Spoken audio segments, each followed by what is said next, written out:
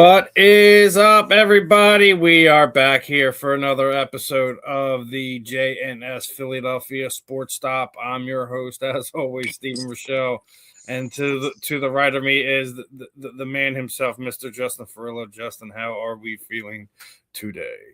Oh, look, some time has passed, so I feel a lot better, from our wild card debacle and whatnot. I mean, just with time heals all wounds, right, Steve? So I feel a little bit better about that. I mean, look, after seeing what Well, yeah, I know where you're going with Seattle this. just did to the 49ers, I'm glad we were one and done. I'm glad because I don't know if we were going to Seattle and beating that team. Well, no, and that's just like the ignorance of ourselves, so to speak. Because when you look at it, it's like, we got the one of the best defenses in the NFL. We can match up with anyone. Yeah, after seeing what they just did to the 49ers this past weekend, talk about an ultimate strength versus an ultimate weakness, the Seattle defense versus our offense. That would have been the only issue. I mean, the only counterpoint to that would, I guess, been would we have enough offense in the wild card game to win the game, and then maybe we get a little spark or something. But I mean, I don't think the Eagles were going out to Seattle. You see how loud that place is, man? Dude, it's crazy out there, dude. They cause earthquakes on that place. Yeah, well, at least our team doesn't send out letters to our fan base telling them not to sell their playoff tickets, or they're going to be revoked from getting us. Yeah, what the hell's up with that? That's it's trying to keep the uniformity of the 12th man. I get it, but at the same time, it's like, we pay you automatically take the money out of our account as soon as you make the playoffs, right? Yeah. So I can do whatever I want with them. God forbid, there was a wedding or a family vacation that was planned because we didn't plan when the playoffs happened, and I had to either sell the tickets or eat them. I'm not eating them. And if it was a 49ers fans that happened to come to me and ask me for my tickets, I'm giving them the tickets. Yeah. I mean, it's crazy, man. Most stadiums you have to pay seat licenses and stuff like that. When you have to sit there and say that to your fan base, I think is you're held hostage by your own team. It's soft. It's really soft. It's different. I couldn't imagine Jeffrey Lurie and the Eagles doing that to us. But that's also because 9 times out of 10, we find ways to keep it in house anyways. Yeah. But the fact that you do that is just that just made me think though, Steve. A overall softness in your fan base, or fear that maybe the 12th man not as strong as it is. You're right. I'm not the one sitting there saying Moose is on my TikTok live. What's up, Moose? Oh, what's up, Moose? If you're watching, Moose, we appreciate you, the man, the myth, the legend. How do you find it? He found us on here. Well, no, oh, you pop up on the you do pop up sure, here. I followed him on TikTok, followed him on Facebook. So anytime we share the stuff from your show, he tags me in and stuff like that. Yeah. Always then normally when I see Moose on there, if I see his live, I'll hop on real quick, see what's going everybody on. The Moose is loose and he's watching our show right now. yeah, so we're gonna have a fun one. We will get to some Eagle stuff, but speaking of time healing all wounds, ain't nothing healing this, brother. Ain't nothing healing what's going on with the Phillies over the last week. First off, the gift that keeps on giving, Steve. First off, I mean, how do you allow that to happen, right? If you're the Phillies front office, right? Yeah. How do you allow you have a contract in place? You don't get it signed, and then you allow Bo Bichette to go to another fan base, and then Rob Nottingham with it, we had met their requirements, right? We got the 7-year $200 million, and then in the 18th hour, the Mets swooped them with a 3-year $126 million contract, and that was after Kyle Tucker goes out there to LA, and the Avengers, the Los Angeles Avengers.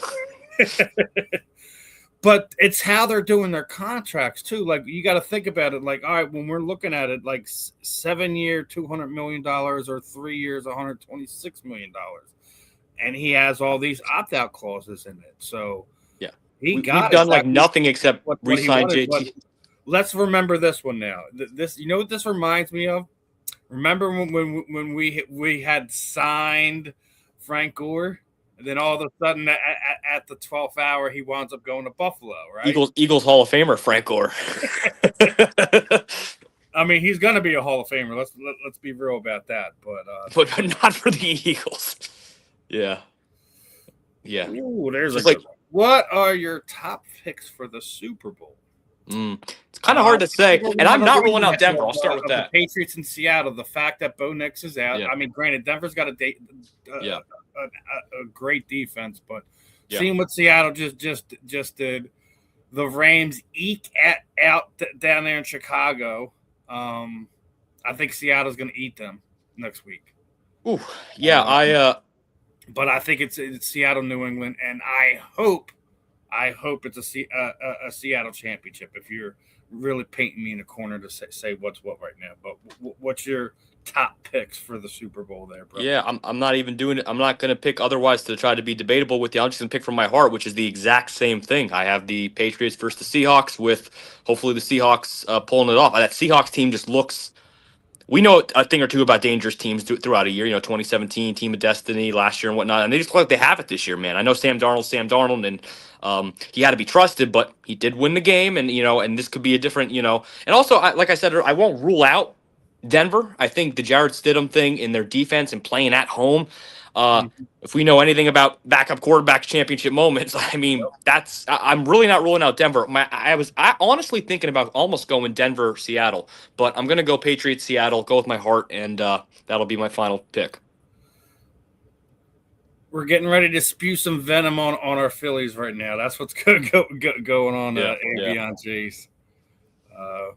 We got some more love from the people in the chat room. Make sure we throw that up there. But the whole Bo Bichette thing is ridiculous, right? And going to my thing, Dom Dombrowski has absolutely failed the Philadelphia Phillies. He's failed this. He needs to resign. This fan base. It was a terrible offseason. At the end of last year, was calling Bryce Harper a bum. Way overpaid for Schwarber. Me and you already talked about the overpay on that, and I didn't think that was the right move. Then because you're chasing Bo Bichette, you lost Ranger Suarez. Then you lose Bo Bichette to the Mets. Then you pay JT. And now remember, everything that was bringing Bo Bichette in was talking about trading, Bohm. And now Bohm's going to be annoyed. You can't get rid of Castellanos. You added another Band-Aid during the offseason. Dombrowski has failed this team, this fan base, this organization from top to bottom right now. There's no talking around that. There's absolutely no talking around that. What are your thoughts, brother? Like me and you've been talking on what's been going on with the with this Philadelphia Phillies and this offseason. We debated other topics.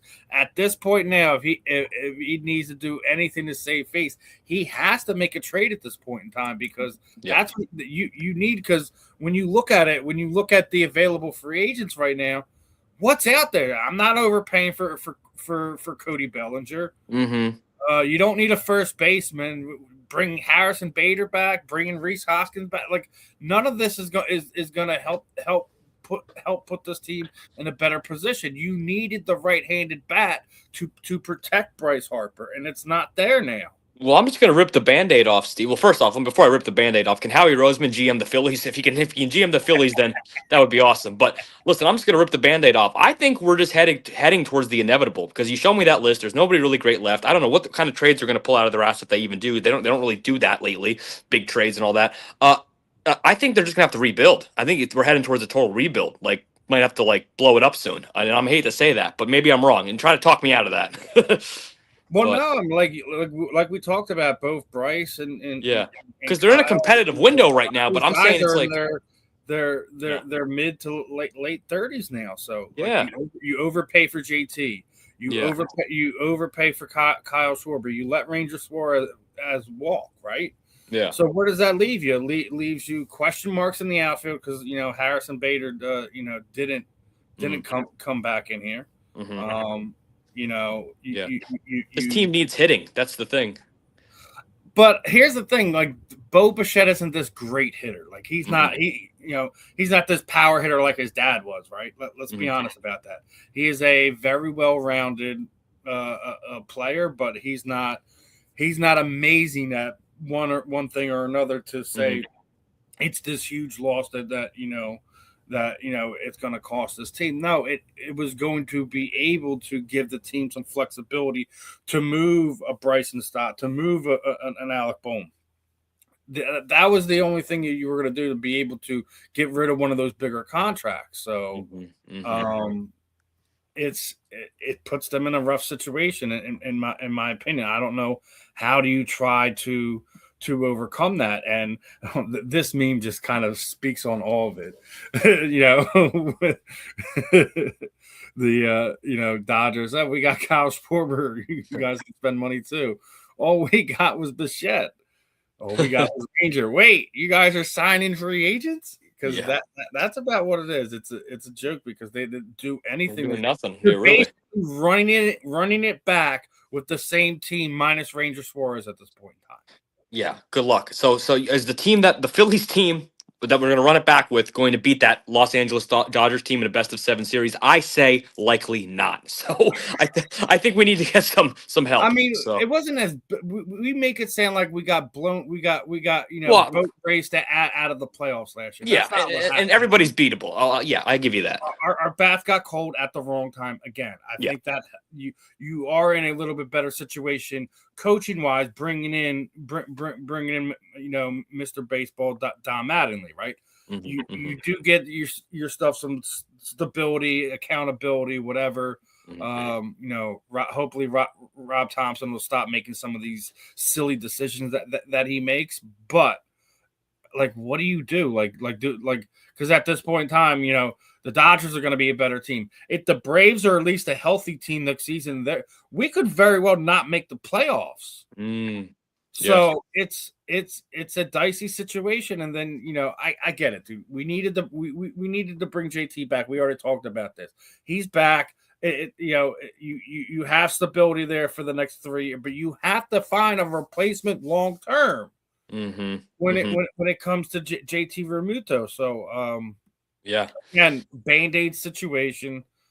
The Phillies are the only good thing I've seen that happened over the last week was the signing of another former Venezuela baseball player. We get his son in there, right? Yeah. I mean, look, we just got to start thinking future prospects. The draft, the MLB draft. I mean, you do want to they do a good job at moderately internationally, but this kid's 17 years old. It's gonna be 3-4 years before we see him in the major leagues. Yeah, you're right. But start going to Japan and find the next Ohtani.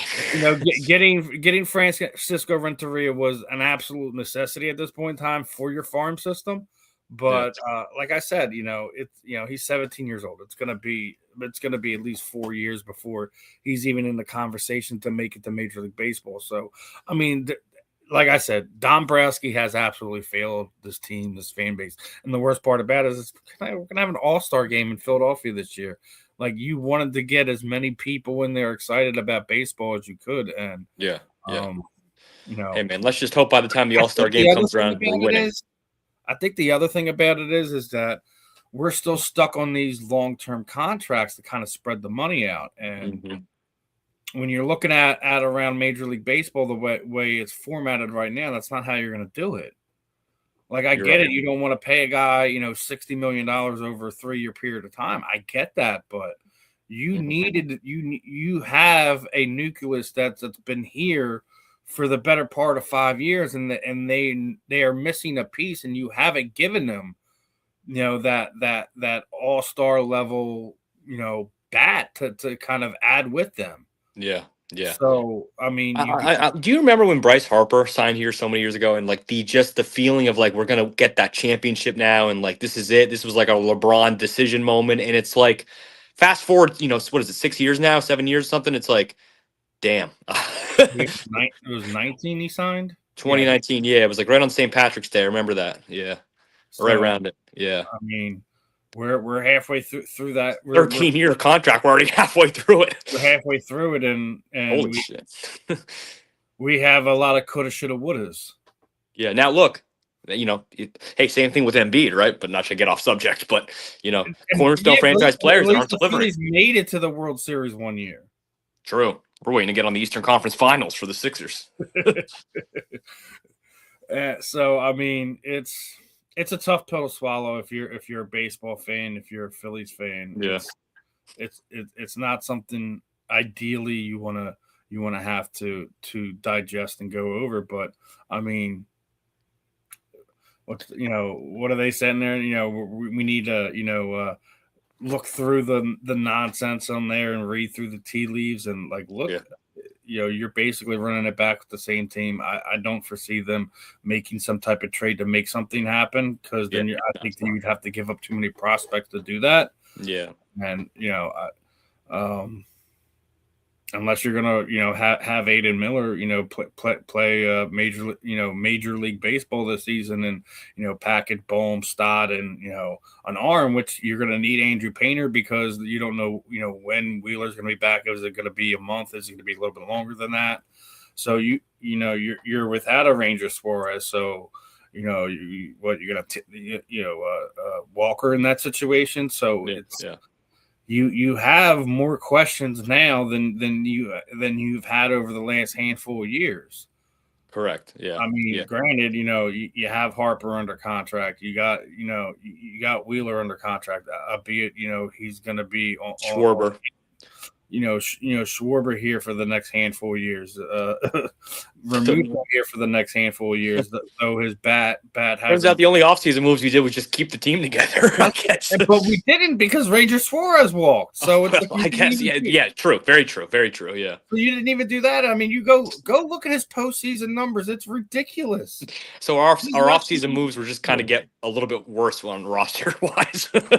So exactly, this is what I'm saying. Dombrowski has absolutely failed this team, has failed this fan base. And for a guy that came in, we were told that he builds champions. I haven't seen it. Well, I'll tell you this: if we're not winning by All-Star break, since it is in Philly, we should start like a petition to do a chant, like a "Fire Dombrowski" chant or something in the link. In the link, oh shit, in the link too, and in the bank. Do it in both stadiums. Fuck it. But yeah, I mean, I'm not even kidding. Almost do like kind of crowds can do things like that. They can have make a statement. Yeah. If it gets that bad, but if we're top of the MLB, we're top 3 team, then whatever. But Gotta perform. Winning solves everything, man. It does solve everything, but I can't honestly wrap my head around this team going to be in a better situation with a stronger Mets team. Right. Soto and he's gonna get booed so bad every time he comes. They have an absolutely killer infield already as well. So yeah. We could sit there and say the Mets are going to Met, but I don't think that's going to apply to this season. And then, like I said, if the Braves are even remotely healthy this year, you're in a 3-horse race to win the division, let alone get yourself a good spot. Because there's no way the Dodgers aren't going to at least win high 90s to 100 games this season. You're right, yeah. And you said, the Mets are going to Met. Well, the Phillies are going to Philly too, so that kind of counters it. I mean, which means we'll be good in the regular season, have some amazing months there, and then once October rolls around, the bats will disappear again. It's an annual tradition. Our bats turn into Josh Allen every October. Oh man! But I do got a couple football topics I do want to kind of go over. We talked about this. I don't remember if it was last week or the week before. That it was funny that when the cameras for Hard Knocks came around, all those all those reports about the locker room have stopped. Well, the season has ended, and it didn't even take them a week before they started coming out with it. So the report was now that, would indicate Jalen Hurts has been a significant source of internal frustration in the Eagles locker room beyond just the AJ Brown stuff. That head coach Nick Sirianni, GM Howie Roseman, and owner Jeffrey Lurie have reportedly been reluctant to publicly criticize Hurts via some JO at the Athletic. Yeah, sources, I guess. Sources. I mean, whatever. I mean, look, report whatever you want about all that internal. Jalen, who cares? Jalen Hurts and Justin disappears. And as Moose is sitting there saying, "Don't get me started on the Sixers." Oh, shit. My thing frozen. My thing froze on you. But look, who cares? Because Jalen Hurts is not going nowhere. So, like, I don't even know if it's true or not. And even if it is true, okay, let's address it. So, they're reluctant to publicly criticize Hurts and stuff like that. They think he's okay. Well, whatever. I don't even have a feeling about it because it's like he's just going to still be the quarterback next year. It's not even almost worth causing more drama about, I don't know what the. I mean, unless I think it's a pile of manure, dude. Like, yeah. Even if they don't feel that they can publicly criticize them, it doesn't mean they can't sit down there and have a conversation. Like, we need to be better at this. You could be better at this. You need to be better at that. And that they can't have an adult conversation with them and saying these are things that we need to work on. Like, what do they mean? Like, Sirianni won't go to the podium after the game and say, "But that's not what your quarterback got to be better." Yeah, I know. So it's like supposed to do. Doesn't matter if it's the GM, if it's the coach, it's the owner. You don't go out there on in front of the media and bury anyone that's on your team. That's not how you go about things. Exactly. So I don't really understand the report, but I mean, you know what I mean? Like, whatever. But listen, it's just one of those things that at this point in time, I just point and laugh at. Like, all these reports had basically all but disappeared. As soon as Hard Knocks started, the minute the season ends, it was just like, okay, how are we gonna stir the pot now? I got it. Yeah, like, right. Come on. Yeah. What was the other one? It was week 3 that AJ Brown was requesting a trade. Like, come on. Yeah, I know. That's crazy. I mean, look, there was one thing that if he was thinking it, I'll give you that much. But if he actually went to like management and requested it, I don't buy that, And but this is where I say this whole thing is a load of BS, right? So they came out with a list of the top 40 leaders in all of sports. It doesn't matter, top 40 leaders. Guess where Jalen Hurts sits? Just outside of the top 10. Wow. He is ranked, I think it's 12th. Okay, so he's ranked 12th, and that is, head coaches, players, all that, right? I think there's only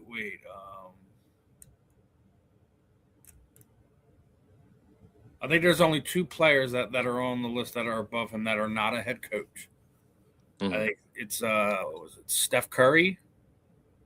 Yeah, I mean, I feel like this is a little subjective though, because they're probably like all equally just great leaders, good people. You know what I mean? It's kind of pick your poison, kind of. There's literally 2 active players on this list that are the rest are head coaches in that top 12, right? Okay. But this is done by the same the same paper site, etc., that did the report on the Eagles that there's they can't publicly criticize them. Also, at the same time, put out a list of the top 40 leaders in sports. It's one of the just most randomest lists I've ever seen. The top 40 leaders in sports. It's just so broad, right? I mean, shit, it could be anybody. That type of year when they just make this stuff and do this stuff just to get clicks. I really like. I don't like to be like that hard on sports media and writers. Top 40 jackoffs in media right now. Let's do that list. Probably be like 90% of the Philadelphia media. Nick Wright, number 1. I still laughing that he was sitting there saying if the Eagles lost the 49ers, that would be Jalen Hurts' is the reason why. Meanwhile, it wasn't the reason why. It was probably damn near everything else. The kicker, the receiver, it was the defense giving up 23 points. And again, we were hard on Jake Elliott, but I mean, if he doesn't miss that extra point, we don't have to score a touchdown to send it into overtime, and where anything could happen right there. But I mean, it is technically true. I know it's a woulda, coulda, shoulda, but it's true. It is true. You also had like three different guys have big drops at the worst time. So like you can't sit there and say that it's on Jalen Hurts' back, but he's the type of leader and guy who will put it on his back regardless and sit there and say it's his fault. Yeah, I mean the question is, did Jalen Hurts lose the game for you? No. Did he do enough to win the game for you? Yes. So it was just on the So that's all you need to go off the checklist. There's some games where that's not a yes for those answers, but in that game it was. So now, obviously, we were talking about the firings, who we'd like to see, the things of that nature. Over the people that have been interviewed and or requested to be interviewed over the past few days is absolutely nuts. The fact that we're talking about a Nick Sirianni guy that is not currently under his tree when we have already specifically said anyone that is not in his direct coaching tree shouldn't even be considered for this. So I mean, it's a rough one right now. Like why would we want Cooter here? Please tell me. How about that name, Jim Bob Cooter? Right. But I mean, I'm not, dude. I don't want him. I don't want anyone in no his tree. offense, he's probably a good coach. I want somebody. He needs to have some. We've already seen it. Anytime he goes outside of the building of people that he's had dealing with in the past, it's been better than what it has been when it is. Yeah. So like, yeah. I mean, I hate to say this. I want Sirianni. No offense to Bob whatsoever. Yeah. I don't want no parts of that. Right. I've already said it. I think this is one of the biggest off seasons for Jalen Hurts. We need to give him some stability there. Somebody that's going to be there for the next 2 to 3 years. This is another one I do not want. I want Brian Dable there. Nothing. Yeah, I'm not a big fan of the. I mean, he did nothing with that team, and everyone was he was Josh Allen's offensive coordinator. I'm like, yeah, but he didn't do anything with Josh.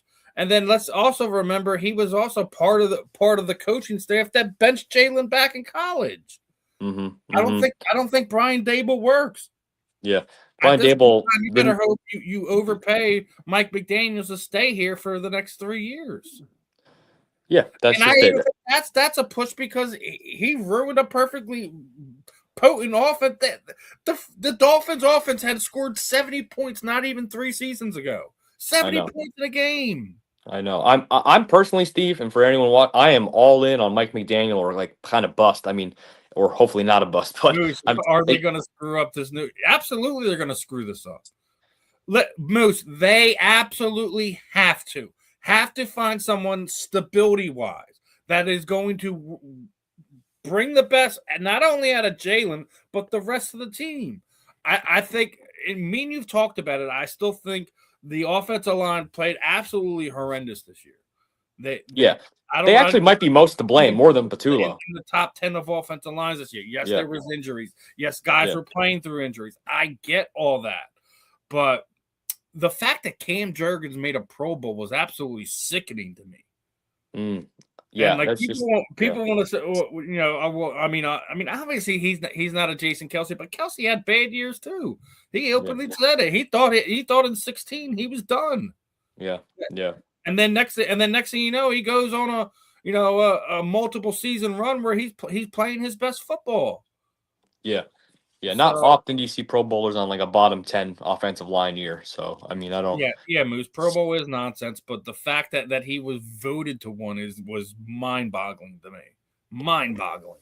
Yeah. Because a lot of the times, like I don't like whether it was miscommunication or whatever. He that's where the penetration was come up the gut, And that's why Saquon Barkley is sitting there getting hit, 3, 4, 5 yards in the backfield. Yeah. I feel like Pro Bowls the whole discussion of Pro Bowlers causes more drama than it does like celebration, right? Like at this point in time, it's incentive in some of these guys' contracts. Yeah, well, yeah, it's almost like just a little tag. It's a little medal if you get it. It's like, yeah, I know. Listen, there's a couple things that go into it. Let's also remember he had postseason back surgery too to the top all that off. Landon Dickerson wasn't the same guy as he was last year, playing through multiple different injuries, both before the season and during the season. So, like, we could sit there and say a lot about it. That whole, left side of that line was questionable. And then the other one is that we weren't talking enough about was the fact that Mekhi Becton is gone. And I don't know if you've seen it's just a matter of time when they're going to release him. The question is, when the Chargers release him, do you bring him back?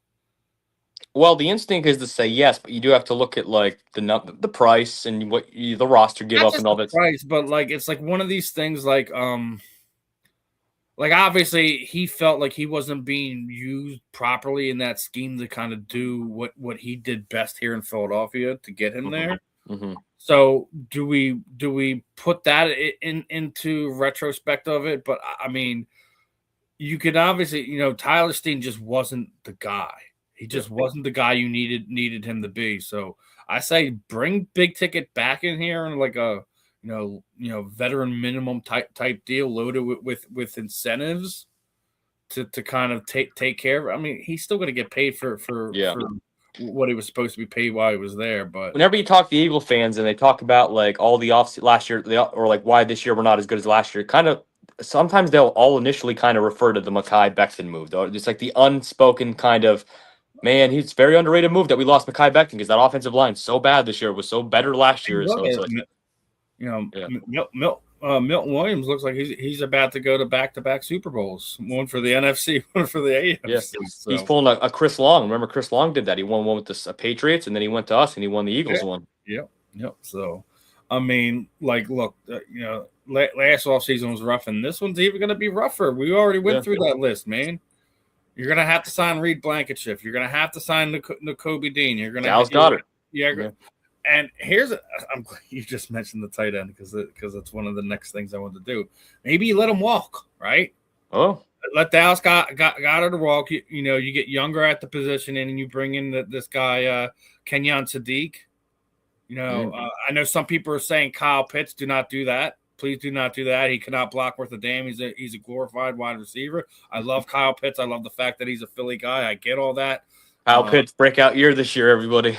It's the old meme. I just think it's funny that each of his first handful of years, he would always get one more touchdown than he did the prior year. He gives you hope, man. He gives you hope. But he's not as dominant as not someone I want to bring in as a free agent unless we're talking about something team friendly. Like, you're only getting, $2, $3, $4 million a year. But that's not going to happen. Somebody's going to pay him, a stupid amount of money, $8, $9, $10 million a year.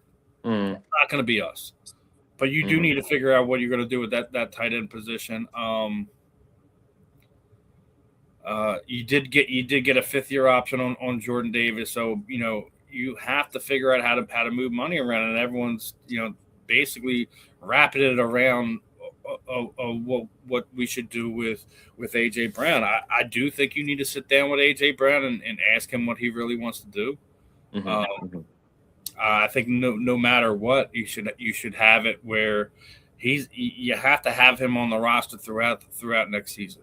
Just money wise, that's the only way you're going to be able to do it.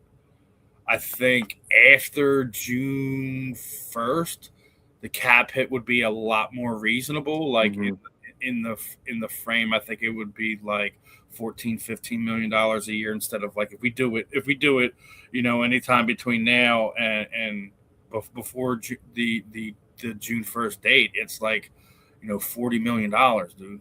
It's a $40 million cap hit. You can't do that. So I'd say a safe number for me to go with is I'm 90% sure AJ Brown, maybe 95, will be on the roster next year. yeah, So, I think you get a coordinator, not just that does well with Hurts, but gets the most out of your wide receivers too. yeah. So Those route concepts were this year. I think it was said best. Like he was copying and pasting the old Tecmo Bowl play calls. You know what I mean? Yeah. Hey, 4th and 11, season on the line, guys. Let's go 4 verticals. Yeah, we've already touched on this. Yeah. They need to have a big off season For sure. and it starts with the coaching, man. So you have so much money tied up into that offense that you're going to have to then pivot over the next few years and put it into the defense. Jordan Davis, Jalen Carter, Coop, a lot of these guys. You have to figure out if you're going to bring back Reed Blankenship this offseason. Yep. I already said I think that you're in a good spot with Nakobe Dean because of his injuries alone. That you'll probably be able to get him back at a reasonable price. That's not going to hurt you. Mm-hmm. So, yeah, but you're right. Their rookie contracts are going to be up soon. So, Quinyon Mitchell, Cooper DeJean, man, Jalen Carter, you're talking about historic contracts. So, I mean, these people are going to get all 3 of them are probably going to be top 5 at their position. Pay wise when it all gets said and done. And that's another thing is, man, you just hope because all 3 of those guys, you don't take it for granted. Like they're all happy with their contract. You know what I mean? Like there's not some big issues because like you need that core, and I expect they'll all be there. But I'm just saying, like you got to pay all of them a lot of money, so it's gonna be tough. Listen, it's a nice settlement, Moose. Moose was like, I don't care. They won the division 2 years in a row now. Bottom line, they got bounced in the first round at home. Again, against a team that just got smoked. So again, that goes back to the coaching, man. We get the right offensive coordinator in here, and not just a coordinator that's coming to Philadelphia as a springboard into his next potential coaching job. I think whoever is coming in, they have to commit to at least 2 seasons. Whoever it is, whether we go to the college ranks and find some young guru there that is going to cut his teeth here for over the next few years, and then get that potential to be able to get a head coaching gig. This is important for Jalen, for the offense, for AJ Brown. Everyone that's sitting there, calling him a diva and that he's doing this and listen, he has every reason to be frustrated, and we act like this shouldn't be expected. When he won the Super Bowl, he already said like the championship means nothing. When he's dominating on the field, that's what makes him the happiest. Right. He's been dominating on the field the last 2 years, so it's one of those things that you can understand where he's coming from, but again, we were talking about it. There's just certain ways you go about it. You don't go and throw anyone under the bus out in the media, out in the public. It's something that you deal with in house. So yeah, and that's the other thing is forgetting all the on the play stuff we need to have changed this offseason. Like you just hope and pray that there's no AJ Brown drama this offseason, tweets in the beginning, But hey, the inevitable is the inevitable, right? Listen, at this point in time, like with what has gone down, I wouldn't hold it against him. Mm-hmm. To be honest with you, especially if they don't hire somebody worth his salt or whatever, or somebody that's going to push the initiative to have different looks, to do more motions, to do more RPOs, to do more trick plays, exotic stuff, like push the envelope outside of what we've been doing before. I think whatever we do, I think the double back system with Saquon and Tank Bigsby will absolutely work. I mean, it was great to the season before when with Gainwell. So I'm definitely looking forward to seeing who we wind up bringing in, but at the same time, they got to get this right now. They have to get this right now, and top priority if we're going to contend on what is a very talented NFC, because getting out of our conference isn't gonna be a cakewalk next year either. Correct. Yeah, you're 100% right on that. I mean, you got Seattle, you got, even though Chicago got bounced, they're only going to probably stick around and get better. You got a lot of good teams in the Rams. You got all these teams, and our division's going to get better. John Harbaugh's on the Giants. You got Neighbors healthy, Scatterboo healthy, Dart healthy. You got the Commanders, and you got the Cowgirls. So I mean, look, everybody's going to be a little bit better, but we got to be better. And look, this year basically, Steve, was a scar on Philadelphia Eagles history, and like we can't get over it. It's going to be there forever. So are we going to just get worse from it and let it affect us next year, or learn from it and bounce back with the Super Bowl winning team, the core that we actually know we have? It's just we got to do. I trust in Howie. I trust in Jalen Hurts, and I trust in. I don't know if I trust in Sirianni, but I trust in a competent offensive coordinator, and we need that. So this is a big offseason for the whole team. And you're as far as that, like I don't think that Nick should have any say in it. I don't. Unfortunately, and he's a good coach. I mean, and the players play for him. Yeah, coach. I think he's shown that he can be a good coach and he can be a very dominant coach. But I think when he puts his hand into who's coming in and who's coming out, as far as the coordinators go, it's been playing darts in a tornado with them. Sometimes we have 5 years to go off of. Look at the external and the internal hires. It's 5 years as a sample size. So yeah, so I mean, we got to figure something out there, and he is a good coach. He's not an offensive guru. He's not a defensive guru. So he does the other things better. But I think that they were worse this year with self-inflicting wounds, with the penalties at the wrong time. He needs to be better at that. There's a lot that they could do better to put them in a better position to win. Yeah. And let's start with getting a good coordinator in here who knows what he's doing. But something I wanted to talk to you about, I thought was pretty interesting. Now, remember that the Sixers were pushing for the new stadium, Center City, all that other nonsense. Yeah, they were going to just take away people's businesses and houses to But there was another project that was going to be attached to that, right? There was supposed to be this this Philadelphia Sports Museum type thing. Okay. And they're basically trying to get funding now to try to make sure that this thing happens.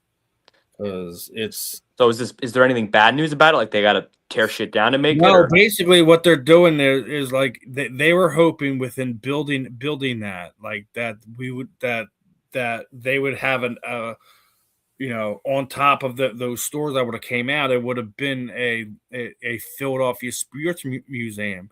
But now, because of what happened with the stadium and it's not happening, they're looking for a financial backer. Okay. So they're hoping maybe they could help some with because I think one of the Flyers VP is still kind of attached to that. Okay, I'll tell you this. On just thinking about this, I went to Chicago a few years ago to visit my family, and they have a Chicago Sports Museum in downtown Chicago, just like the one we're talking about right here, and it was pretty cool. I'm not gonna lie, man. They had like the actual rim and hoop, and you can go and shoot a basketball on it. That they took it from the Utah Jazz Game 6, Michael Jordan's final game-winning shot, and they put it in the museum, and you could play on it, and it was pretty cool. And they had Michael Jordan's gloves and a lot of Michael Jordan stuff, but bear stuff and all that stuff. So it was really cool. I got to give them that. If they can make this happen without tearing people's lives apart in businesses, I'm for it. But yeah, they're basically right now. They said they're looking to rent a 1,200 square foot, square feet on the ground floor. And correct me if I'm wrong, but the vision of this is they're going to have not only statues like you see in the picture, but probably autographed game balls, authentic seats from Veterans Stadium, things like that, like museum of Philly sports. Well, they're asking for all that area and stuff like that. Philadelphia Mills is still for sale, man. Yeah. I know. We're still there's always they always want to move sports things down there. I don't know.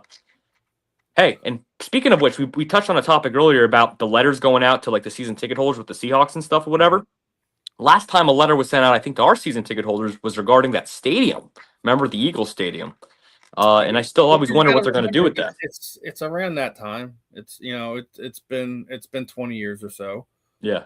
But it's one of those things where I think a renovation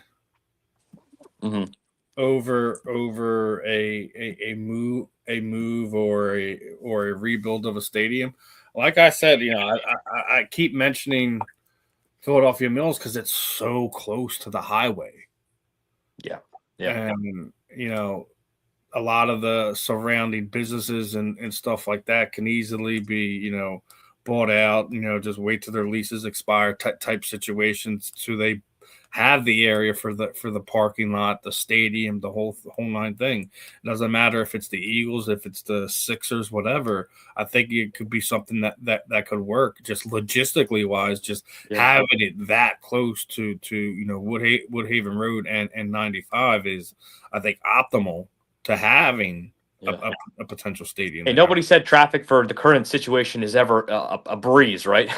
It's a hellhole, but it is, and even with the fans that take public transportation, but it's the fact that I think the other thing it's because we do have one of the rare sports complexes where you have all your teams right there. Yeah, so that's the pros and the cons. That's a huge con, but you're right. You have the Eagles, you have the Phillies, all within a mile of each other. That's. I mean, they're so damn close. Me and Moose were tailgating at the Phillies lot, and then we walked over to the Eagles lot. Right, Moose? Yeah, they're that close. So, but what I hope the sports memorabilia museum happens. Me too. Yeah. It's just it just sucks. You attach yourself to something you think is going to happen, and now you're looking at 3, 4, 5 years before it could potentially come into fruition. So what I'm confused is why do they have to you're telling me with all the real estate in Philadelphia, Pennsylvania, they can't find just some other big building to put a Philly sports what do they why does it have to be that place? I think they want to be attached to one of the teams is what it is. Well, because I think, like I said, I think one of the guys that's the investors in it is involved in the Flyers front office. So. Interesting. It's smart to do it because then it's when you're not doing the actual games there, you could also be doing the tours for the museum. Yeah. So. Shit, dude, look at the Sixers and Flyers. They change their stadium every other year. It feels like we've had 50 names. It's like there's plenty of room down at the complex. Yes, but it's already a logistical nightmare is what we're saying. Well, yeah, traffic sucks. But one thing I will say in proposal, defending it is I love the camaraderie and how close they are, like we were talking about it, and there's definitely that South Philadelphia just brotherly love down there, man. It's just I love the area, but you're right, traffic sucks, so I don't know what they're gonna do, and they're always talking about ways to fix it. There is no way to fix that. Put it in Camden. Absolutely not. We are not the New Jersey anything. It needs to. If it's a Philadelphia sports museum, it needs to absolutely be in Philadelphia, Moose. That's like the same thing when the Sixers said they were going to move to New Jersey, but then you're no longer the Philadelphia 76ers. Which I came across this last week, and we were already talking about Edgecombe, right? Do you realize when he scores 20 points or more, they're 8-2? Well, ladies and gentlemen, I'm going to the game tonight, and he better score 20 points. So. Oh, man. But I don't want to see them lose in my first game in freaking years, so. I don't think Embiid's playing tonight either. I don't think. Embiid I just assumed he wasn't. I didn't even. To be honest with you, I think they're both sitting. I think he's going to play the Suns game, not this game. Yeah, probably why my ticket got a good deal on it because he's not playing. Oh man, Pacers are a little feisty team, though. I mean, it's going to be a good game. But I did want to talk about this. I want to make sure them Temple Owls are getting love because obviously, I haven't announced it yet, but we got a couple Temple players coming on the fan in the end over the next 2 weeks. But as far as the American Conference goes, that the Temple Owls is being voted as the number one recruiting class in the American Conference. I already mentioned it to you last week that they have had the highest numbers of transfers into Temple since the transfer portal became a thing. I mean, they've had one or two, or I think 5 was the most. Interesting. This year, I mean, their Temple football is only on the upswing. It looks like. I think they're either at 14 or 15 transfer portal transfers to Penn State, or two of them are from Penn State. That's why I was just thinking Penn State, but to Temple. Yeah.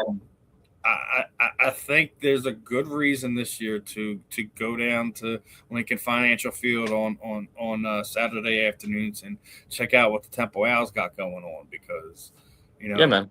If you think about it, like, they are the de facto college football team here in Philadelphia.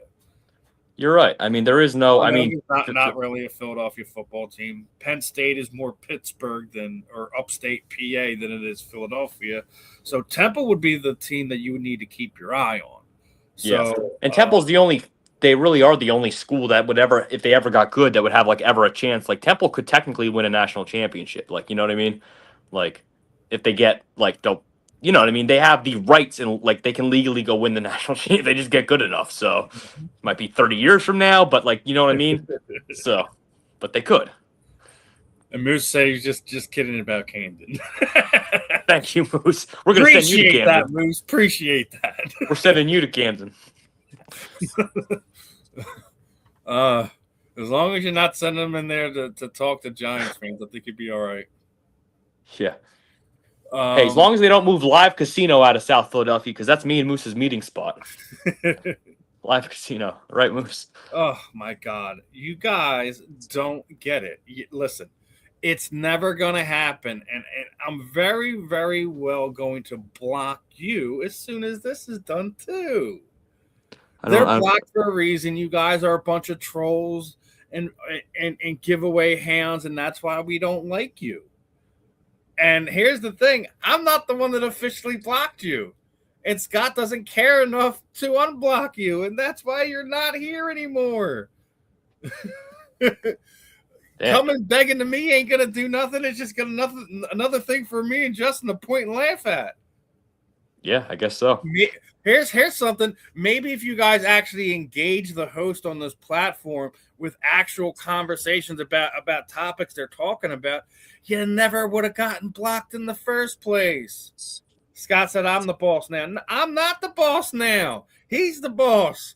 I'm just the one keeping the sanity upon what goes on this platform. That's why we've gotten to 1 million views since last May.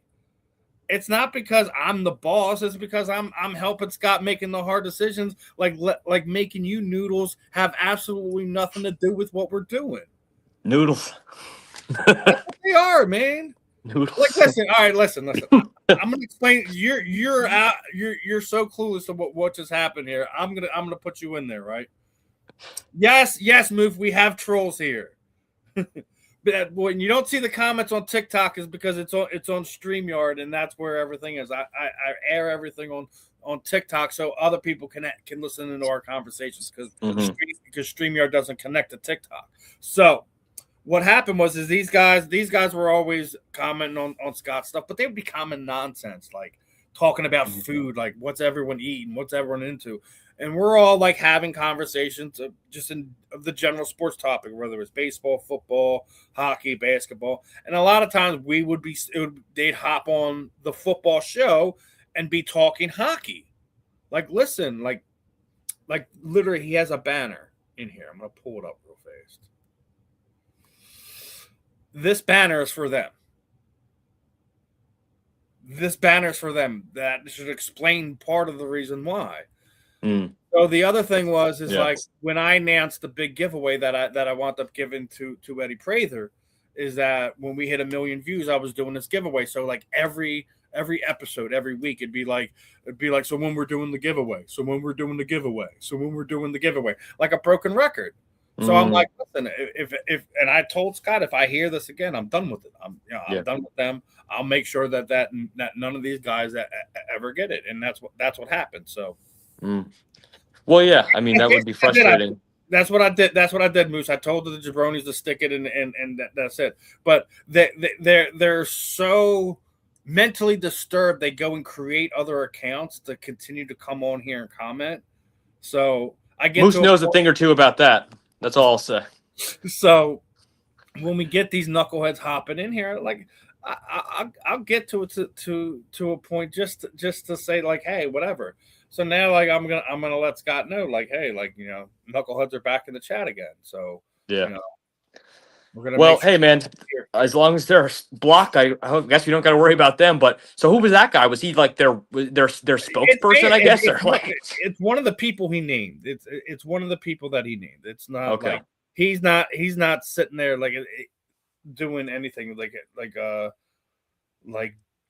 Josh Adore and Cyberewski. Well. He's either one of or they're all the same person, because it was literally like the lot of those people would have literally the same exact conversation. So it's like gotcha. Whatever. But I did see this one, right? So they want to throw some flyers in here at the end. Moose, send them my way. I'll take care of them bleeping frauds. That's right, brother. They don't want nothing to do with us. That's why they're saying I'm the boss. I'm not the boss though. So our young rookie actually got into his first fight. Nice. Last week, and was basically doesn't care about his stats or his face at the fight. If someone touches my teammate, I'm coming. Every time this team, needs heart, not excuses. I'm dropping the gloves. It wakes everybody up, and I'll do it again. Now, obviously, record-wise, the Flyers on a little bit of an L skid. But when you hear that coming out of one of your young prospects, it's not really known for that. That's not who he is. But right. The fact that he has no care about his stats, his body, his face, that he's going to stick up for. That's what you want. You want a teammate that you can blindly know, like if somebody blindsides me in the boards, that he's gonna drop his gloves and put the knuckles to some of these guys. So yes, the Broad Street Bullies. We need the heart back. We need the Flyers. I mean, if we can't win games and make it to the Stanley Cup again, we got to just freaking beat people up. That's asking an actual question. I'll address it, even though it's a political one. Since we're talking hockey, what do you think of Obi not taping his skid for Rainbow Pride Night? I'm gonna say this again. None of that stuff should have anything to do with sports. We shouldn't be talking about Rainbow Pride Night with any of our sports. But we're in this woke pride type of world right now where we have to address this nonsense and give them their safe spaces and all that. Listen, I don't care what you do. I don't care who you do it with, whatever. Keep it out of my sports. Whatever you do in your private time, whatever excites you for who you want your partner in life to be, is fine with me. I don't care. It doesn't bother me. It doesn't affect me one way or another. Keep it out of my sports. Keep it off of hockey. Keep it off of basketball. Keep it off of baseball. Keep it off of football. The sporting world should have nothing to do with political agendas, social agendas. The only thing we should address is when there's an unfortunate situation and where somebody's life is being taken or something to that effect. Yeah. The fact that we're sitting there talking about Pride nights and rainbow tape being put on hockey sticks is beyond me. Yeah. Like I don't know if I'm just old school or whatever. It's just that stuff is ridiculous, redundant, and has no place in sports, in my opinion. But yeah, and speaking of which, Kevin Patullo had a rainbow playbook this whole year. So stop it. It's probably one of the reasons why that he couldn't do it. It was the different colors were blinding him and he couldn't find the right place. Yeah. But I'd have to say I agree with you, Steve. Yeah. It's just like, listen, I don't care. Like, I don't care if you're gay, with what your pronouns are, whatever your thing is, if that's your thing. I don't think anyone should like, we all have preferences and whatever. It doesn't matter, me, I don't care, black, white, brown, green, orange, purple, whatever. Like, dude, what the person themselves is what attracts me to them, not what they support in one way or another. And hopefully sometime in the near future, us as human beings can come to realize that it doesn't matter. Right. We don't need to coddle every person that thinks that, your thoughts and your views is affecting my personal well-being. It shouldn't. You shouldn't be that sensitive. Like, get that stuff out of sports. That's all. That's my overall point of that. And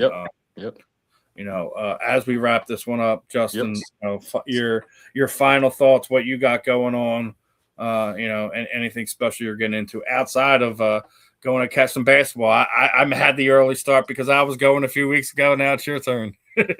Yeah, I know you were there for a good game, but I know they didn't seal the deal. I'm going to, hopefully see a win. So I'm going to the Sixers-Pacers game tonight. I don't think Embiid's playing, but hopefully get to see some. Georgia are not playing tonight. Shocker. So they're not playing, and I'm just hoping to see a win. Obviously, guys, I do content creation, and I've done 99% Eagles content, but only posted on my story a teaser for this. But my viewers are going to be shocked when I start doing Sixers content tonight and see me at the game. But I'm going to get a lot of good content, try to get videos, try to meet players. I'm going to get there mad early. Steve recommended before the show. I said, any tips? You guys get there early. So I'm literally going to hop off here and I mean, literally go get ready. And I want to get down there early. Maybe I'll swing by Skinny Joey's, best cheesesteak in town, get a cheesesteak, and then walk over to the stadium or park and find myself there. So no Eagles games coming up, but I'm trying to think of signings. I do have an event with Jordan Mailata, which is supposed to be in the beginning of March. Won it at an auction over a year ago, and it's finally coming into fruition this offseason. Going to the NovaCare Complex for a haircut experience with Jordan Mailata in early March. So me and him getting a haircut, just chopping it up, going to be recorded, get content from it. And then I get a tour of the NovaCare Complex as well. I did meet Jordan Mailata before. It was coincidentally at the NovaCare Complex for a team signing last year through another auction. But this is going to be kind of a fun, more personable experience. And I'm looking forward to let y'all know how it goes. So. Only thing I'll disagree with you is Skinny Joey things. Princess Steaks is where it's at, but that's also again. I got to try it. So yeah. yeah, you do. We'll get you up in the Northeast sometime here, and we'll do some cheesesteak tasting. Yeah. We'll make a video out of it. We'll do a rate and review video. Hey, you actually had the Barstool guy hit up Steve Steaks, and it was on the upper end of his scale, so that's all I gotta say about it. The almighty Barstool guy. Nice. But I gotta try it, yeah. Other than that, another fun one in the books. Yep. We'll try to, keep everything going here. There's plenty of stuff to talk about in the Philadelphia sports realm. Yep. Cheesesteak eating contest. Nah, man, it can't do a contest because they're almost $30-$40 a steak, man. Doing a contest, man, you better have somebody sponsor us and bring in a bunch of crazy guys like us to do it or something like that. But yeah. But Moose, appreciate you. Appreciate you guys. Yep. Appreciate you in the chat there on TikTok. I appreciate everyone here on StreamYard, Facebook, Instagram, YouTube, X, except for the noodles that I'm not going to unblock. That they can stay blocked and stuck in their purgatory for the rest of all time, for all I care. I know you do competition eating, brother. I know you do. I'm still going to beat you one of these days. We're going to figure that one out. But again, another episode of the J&S Philadelphia Sports Dive here on the South Florida Tribune. Appreciate everyone for tuning in. Appreciate everyone across all the platforms, and we will be back next week. So, yep. Thanks, guys. See you then. Peace out. Peace.